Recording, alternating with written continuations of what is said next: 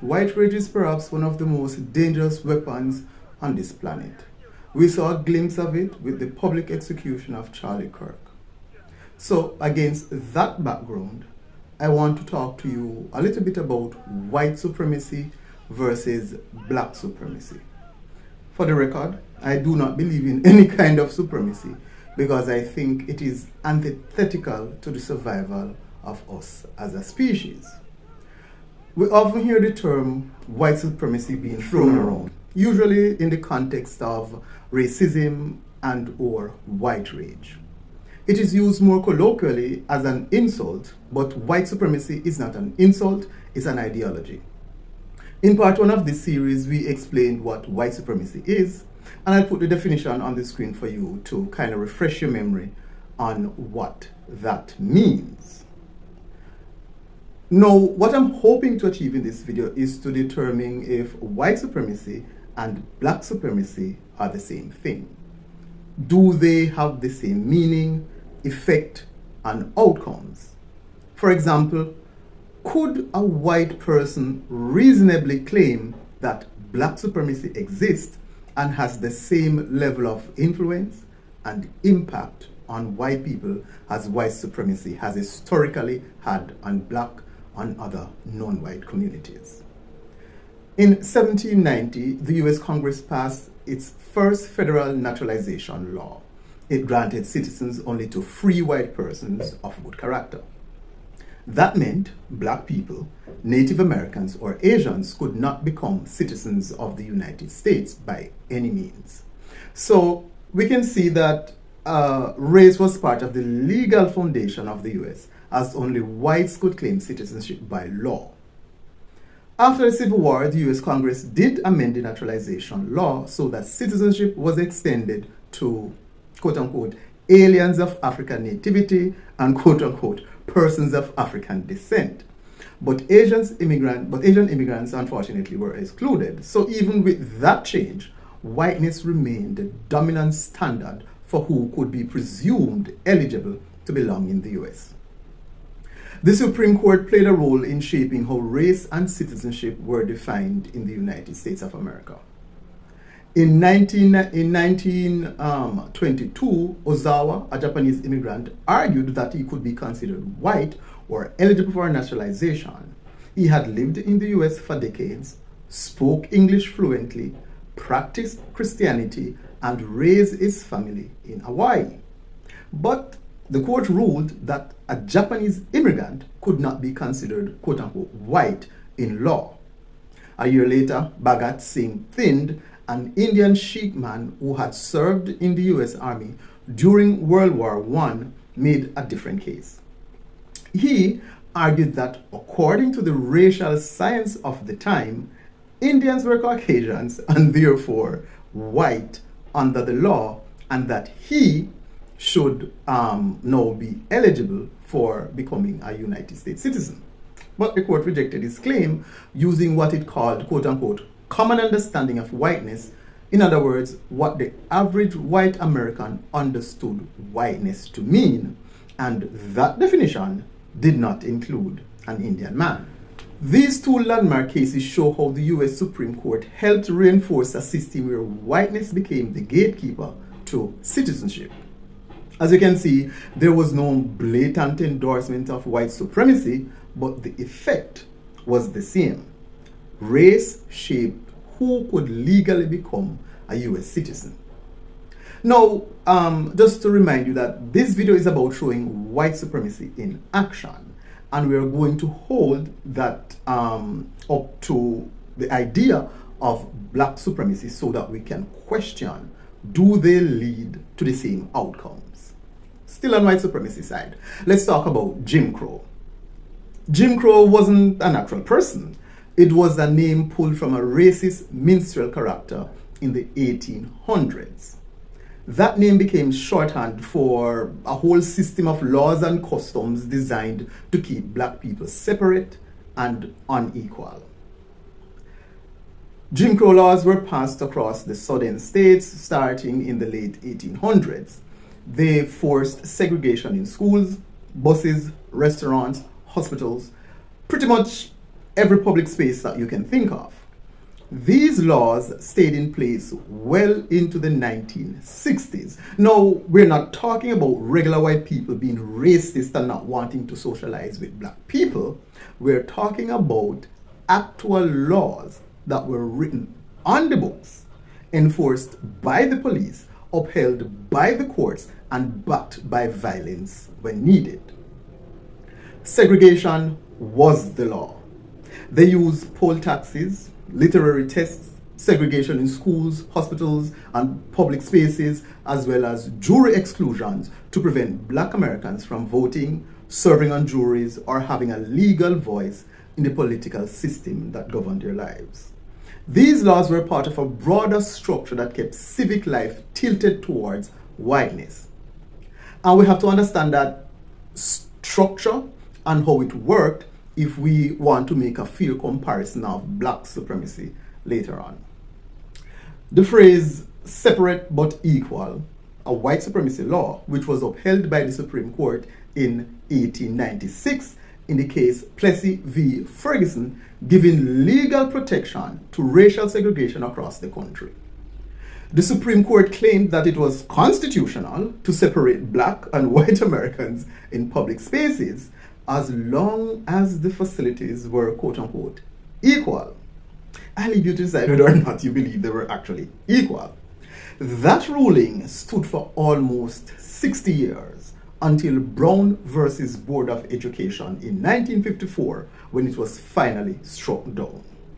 Brown versus Board of Education made it clear that separate was inherently unequal and segregation in public schools was unconstitutional.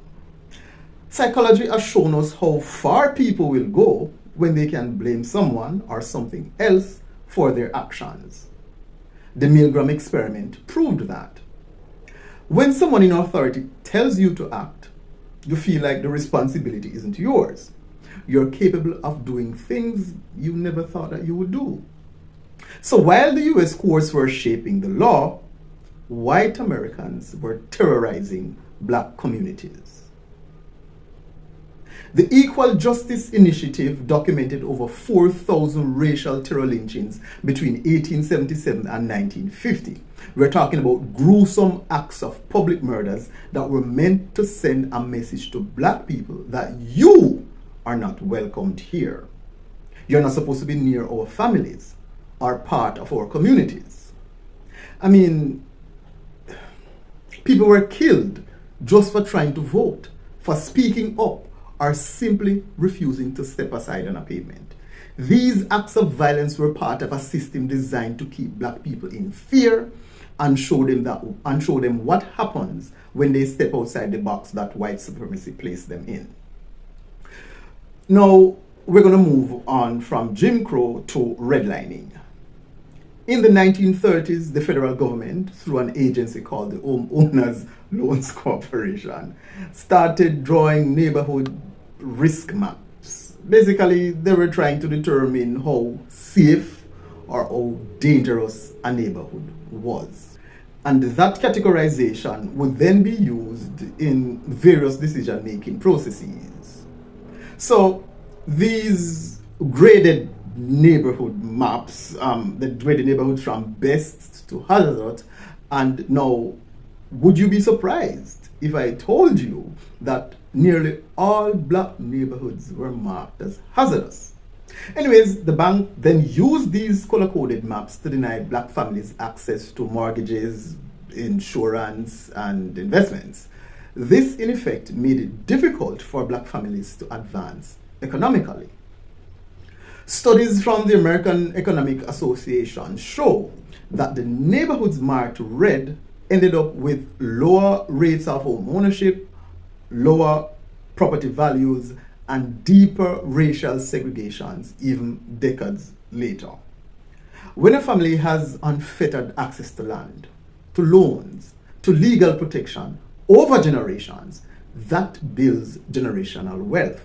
It builds stability, it builds leverage, and it builds a kind of psychological safety where the children of that generation growing up know that the legal system is there to protect them. Then There's the family that's been forcefully shut out from those same things. When the law closes the door and they turn to face a lynch mob outside, that builds something too. Learned helplessness, an avoidance of risk, a reflexive fragility, a constant state of flight or flight that reshapes the psyche, a deep us versus them mentality, a fierce distrust of authority. Because when the law is used to oppress you, how does that shape your view of the law, even after it's been changed?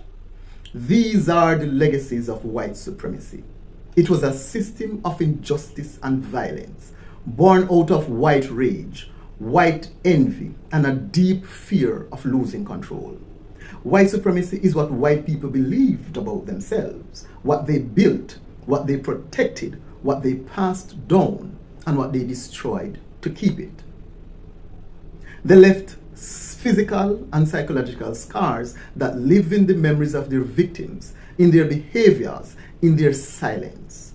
They shape how people see themselves, how they move through the world, and how they trust or don't.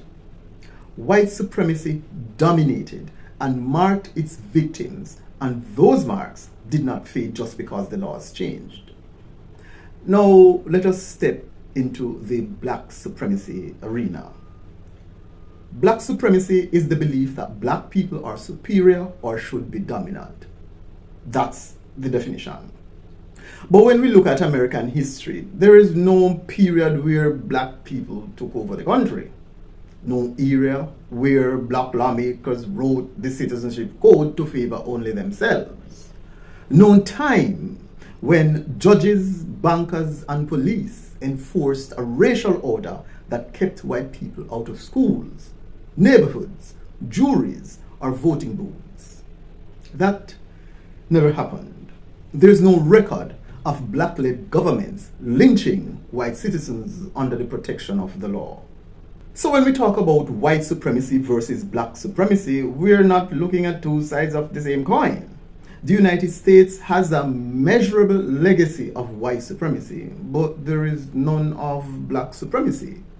Yet some people, at least Myron Gaines, and what we're dealing with right now in America is literally a backlash to this black supremacy has been able to run around unchecked for a long time, and no one has the balls to call it out. Most of these social media influencers are former federal agents. Anyways, what we do see are small separatist sects or sectarian groups that push black extremist ideologies. The Nation of Islam, for example, has long promoted the Yaqub myth, a story that claims white people were created by a black scientist and are inherently evil. But the Nation of Islam has never controlled the US government, so far as I know. They never passed laws, their views have never been backed by the courts or written into policy, and they sure as hell do not represent the mainstream black politics. There's also the Black Hebrew Israelites. This is a movement, and most people who identify with this movement aren't violent, but some sects do preach hate, and in 2019, 2 attackers who embraced those ideologies killed 3 people at a kosher market in Jersey City. Authorities called it domestic terrorism, driven by anti-Semitism and anti-police beliefs. Once again, there is no institutional structure in place that is backed by the government. In comparing white and black supremacy, we need to examine scale and power. White supremacy had the full weight of the United States government behind it.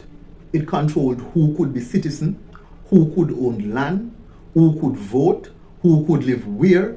It even used violence to maintain the racial order. It used policies, zoning maps, and court rulings to ensure whites remained superior in society and maintained an economic advantage. That is why the gaps in wealth and opportunity are so hard to close. Black supremacy, on the other hand, shows up in small groups with almost no institutional power. Some of these groups are hateful, yes, and some are indeed dangerous, but they do not run the judicial system. they don't have control over the courts, and they do not control access to housing, finance, or investment.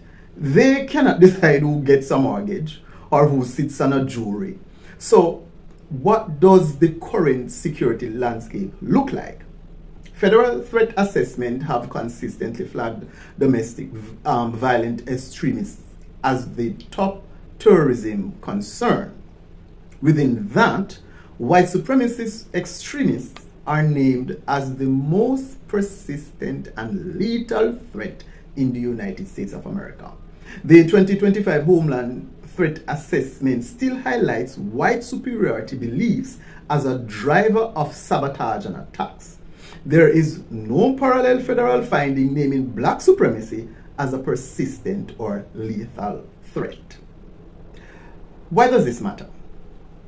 Because words like supremacy are being used by bad actors to foment racial tensions and incite a civil war. If one ideology shaped governance, law, and finance for nearly a century, and another exists mostly in fringe sects, you can't pretend they pose the same kind of threat to democracy. Yes, both deserve condemnation for the hate and division they cause, but they are not equal in reach, in impact, or in the scars they left on history. Let us bring it back to the maps because they are relevant even today in 2025. The old redlining grades drawn by the federal government still match up with lower home values and lower rates of home ownership today. People living in those neighborhoods were made poorer because the system decided a lower appraisal for those homes, which led to wealth gaps that persist even today. If your family had access to subsidized mortgages and rising property values in the green zones, that gets passed down until it reached to you in 2025. If your family, on the other hand, was locked out or pushed into the red zones, that also gets passed down to you in 2025. This has to do with compounding average and compounding loss. But the people who benefited from white supremacy like to pretend that, history does not matter and has no impact on the present. White supremacy left a lasting scar on blocking economic advancement through the laws and policies that were implemented, through violence, and through the machinery of zoning and finance. Black supremacy, by contrast, hasn't held such institutional power. It did not leave any lasting scars on the psyche of white Americans. Black supremacy has never run America, never wrote one law, and today is still not even considered a threat. In the realm of opinion, where feelings masquerade as facts, we must remain ever vigilant about who we allow to influence us. Fight back! Fight back! Fight back! Fight back! Fight